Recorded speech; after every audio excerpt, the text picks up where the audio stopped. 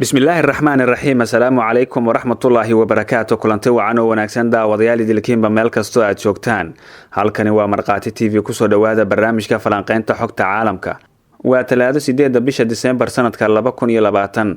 qodobada barnaamijkeena daawadayaal aynu ku eegi doonnaa haddii allaha awoodda leh uu raalli ka noqdo waxaa ka mid a xukuumadda Itoobiya oo faahfaahin ka bixisay god sir ahaa oo uu lahaa madaxweynaha TPLF oo laga dhex helay gudaha madaxtooyada ee magaalada Maqale. faahfaahinta gaadiid iyo saanad kale ciidan oo TPLF ay lahayd oo lagu soo bandhigay isla magaaladaasi. barnaamijka ayaanu daawadayaal falanqeynta arrintan ku eegi doonnaa. waaran qabasho ah oo loo jaray saraakiil sare oo ka tirsan booliiska Itoobiya. sidoo kale barnaamijkeena waxaan idinku soo gudbin doonaa qaramada midoobay oo degdeg uga dalbatay dowladda Itoobiya in kala dambeyntii iyo amaankii lagu soo celiyo guud ahaan gobolka Tigreega, iyo Mareykanka oo beegsaday saraakiil sare oo ka tirsan Shiinaha. qodobadan ayaan barnaamijka ku faaqidi doonaa daawadayaal. mar kale kusoo dhowaada barnaamijka falanqeynta xogta caalamka.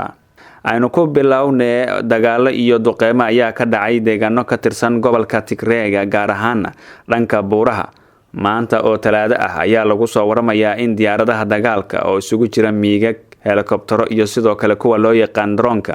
ay duqeymo culus ka fuliyeen dhulka buuraleyda ah ee ku teedsan magaalada Maqale, halkaas oo la soo sheegayo in ay ku dhuumanayaan dagaalyahanada TPLF. ila wareedyo ku sugan gobolka Tigreega ayaa sheegay in duqeyntii maanta dhacday ay ahayd mid aad uga xoogan duqeymihii dhacayay maalmihii lasoo dhaafay, iyadoo shalayna duqeymo ay ka dhaceen deegaanada Tigreega qaarkood.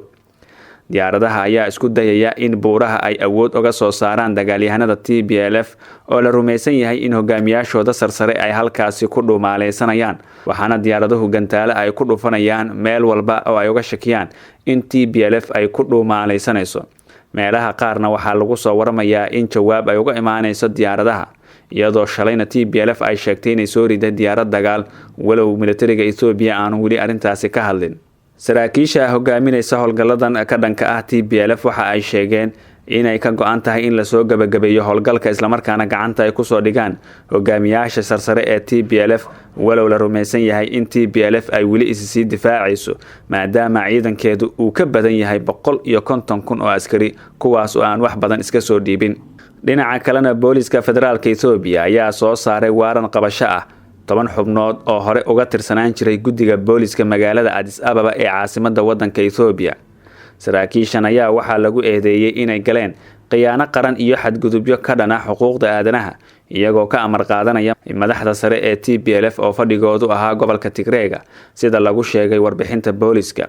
waxaa sidoo kale saraakiisha waaranka soo qabashada ah loo jaray lagu eedeeyay in si toos ah iyo si aan toos ahaynba uga qayb qaateen qorshooyin khatar ku ah nidaamka dastuurka iyo amniga dalka Itoobiya. sida lagu sheegay bayaan ka soo baxay guddiga booliiska federaalka Itoobiya, saraakiisha booliiska ayaa magacyadooda oo la soo qoray iyo sawiradooda waxaa la faray in degdeg gacanta loogu soo dhigo dhammaantood, kuwaas oo cadaaladda wajihi doona. maamulka Abiy Ahmed ayaa baadigoob ugu jira cid walba oo gacan siinaysay TPLF iyo sidoo kale cid walba oo horey loogu tuhmay in ay dhibaatooyin u geysteen dadka shacabka ah. dhanka kalena dowladda Itoobiya waxa ay soo bandhigtay god la sheegay inuu ahaa god sir ah. godkaas oo ka dhex qodnaa gudaha madaxtooyada magaalada Maqale ee gobolka Tigreega, waxaana la sheegay in godkaasi uu ku dhumaaleysan jiray hogaamiyaha TPLF. godka gudihiisa oo ah mid si aad looga fikiray dhismihiisa ayaa sidoo kale gudaha ku sii leh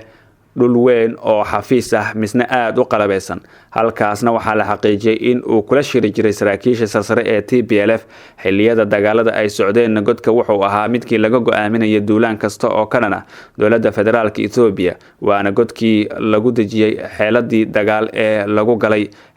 xeradii military ee ku taalay gobolkaasi. banaanka kore marka laga joogo godka waxa uu u muuqdaa mid ah bulaacad, islamarkaana maalmihii ay joogeen ciidamada federaalka Itoobiya ma aanay fahamsaneen ilaa ugu dambeyn daboolka laga qaaday xilli la baadigoobayay hub la sheegay in uu ku aasnaa madaxtooyada dhexdeeda. godkan daboolka markii laga qaaday waxaa la arkay jaranjar hoos usii dhaadhicaysa, iyo sidoo kale in goobtu ayba tahayba guri kale oo ka hoos dhisan madaxtooyada Maqale.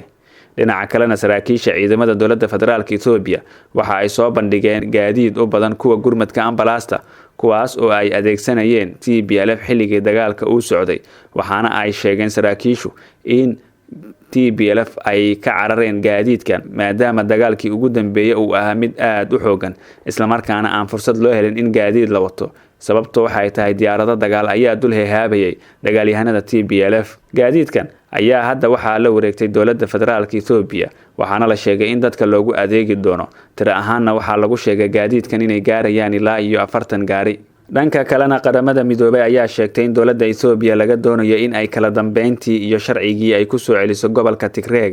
ee waqooyiga dalkaasi xogayaha guud ee qaramada midoobay Antonio Guterres oo hadal kooban soo saaray ayaa yiri waa lagama maarmaan in sharciga iyo kala dambeynta lagu soo celiyo gobolka Tigray waliba si degdeg ah iyadoo la tixgelinayo xuquuqda aadanaha ee gobolkaasi ayuu yiri Antonio waxa uu intaasi ku daray in uu ka walaacsan yahay xaaladda uu haatan ku sugan yahay gobolkaasi kadib 4 toddobaad oo dagaalo culus ay ku dhex mareen ciidamada dowladda iyo jabhadda TPLF dad tiradoodu ka badan tahay 40,000 oo ruux ayaa gobolkaasi ka cararay dagaalada socda awgood kuwaas oo magangalyo u aaday dalka Suudaan oo daris la ah Ethiopia gudaha gobolka ayaa la rumaysan yahay inay ku sugan yihiin dad aad u fara badan kuwa oo u baahan in la gaarsiiyo kaalmo bini'aadanimo iyadoo xogayuhu codsaday in gargaarka gobolkaasi si shuruud la'aan ah lagu gaarsiiyo weli daawadayaal barnaamijka falanqeynta xogta caalamka ayaa la socotaan markana dowladda Mareykanka ayaa xayiraado cusub ku soo rogtay saraakiil Shiinees ah sabab la xiriira caburinta Hong Kong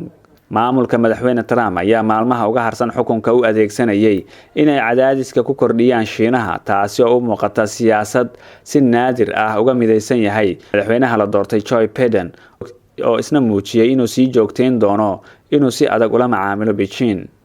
tallaabadii ugu dambeysay ayaa maamulka Trump waxa uu ku sheegay inuu hakinayo hantida Mareykanka ka taala isla markaana ka mamnuucayo in Mareykanka soo galaan 14 kamid ah gudoomiye ku-xigeenada guddiga joogtada ah ee golaha dadweynaha qaranka Shiinaha kaas oo meel mariyay sharciyo amni oo adag oo lagu beegsanayo Hong Kong xogayaha arrimaha dibadda Mareykanka ayaa isna waxa uu sheegay in Mareykanka uu Beijing kula xisaabtamayo weerarka aan kala joogsiga lahayn ee ka dhanka ah hanaanka dimuqraadiyadda maamulka Trump ayaa si kastaba ka fogaaday in uu ciqaabo gudoomiyaha guddiga joogtada ah ee golaha dadweynaha qaranka